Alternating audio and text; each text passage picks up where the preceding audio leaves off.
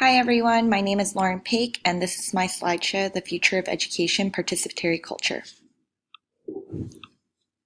Many of you might be familiar with these icons: Wattpad, Twitter, Instagram, Reddit, Facebook, Wikipedia, YouTube, and Pinterest. But what do all of them have in common? They are all platforms that welcome participatory culture. Participatory culture is a term coined by USC professor Henry Jenkins, and he defines it as the shift of focus from individual to community involvement. There are 5 main characteristics to participatory culture. The first one being low barriers to artistic expression and engagement. The second is strong support for creating and sharing creations with others.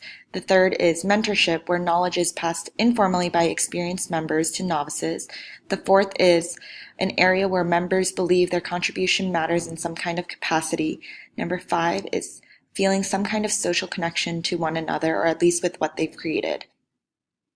The idea of participatory culture is to allow people to communicate, engage, and learn new skills and knowledge from technology, media, and other tools.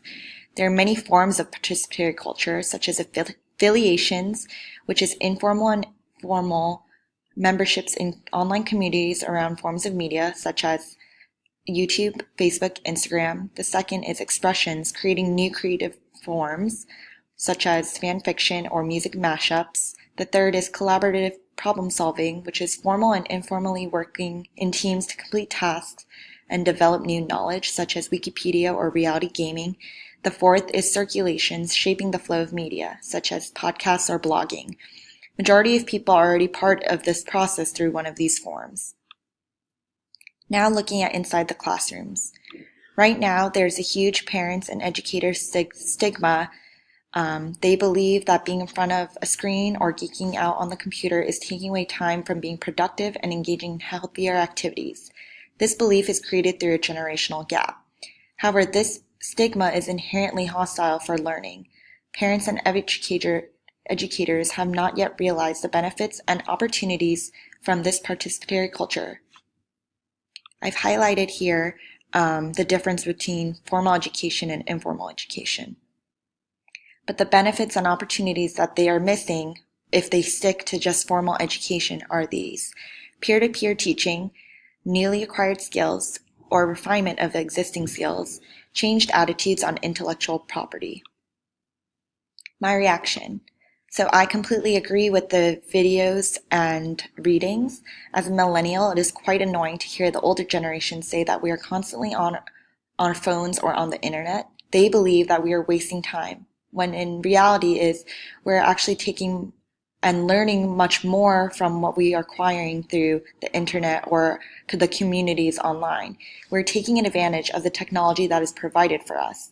And I think the older generation does not yet know how big of an impact these communities can make.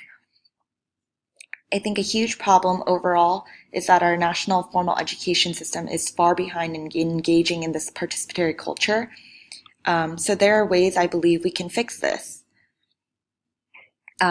I think to first fix this up is to destigmatize the negative belief in media and technology. After we get rid of these negative ideologies, people must be open to change and must be willing to keep up with the new trends and changes. Change starts from mindsets, and then we can create actions. I believe the next step is to slowly start reshaping traditional teaching styles. Some colleges, like UCI, have already begun doing so through online classes or engaged teaching at the Anteater Learning Pavilion. Once we reshape teaching styles, I believe we can foster and encourage practice in schools through classrooms and projects. Why should we care? I believe we should care because we are the millennials. We grew up with technology platforms and applications, and so we understand how to use all these softwares. We know how it feels like to be part of an online community, and we know how it feels like to have a parent nag you and snooping over your shoulders. I believe a lot of us, we're in college, we're getting older, we are the future parents and we are the future educators. Therefore, starting from us, we can make the change Jenkins and Ito hopes for. Thank you for listening. I hope you have a great day.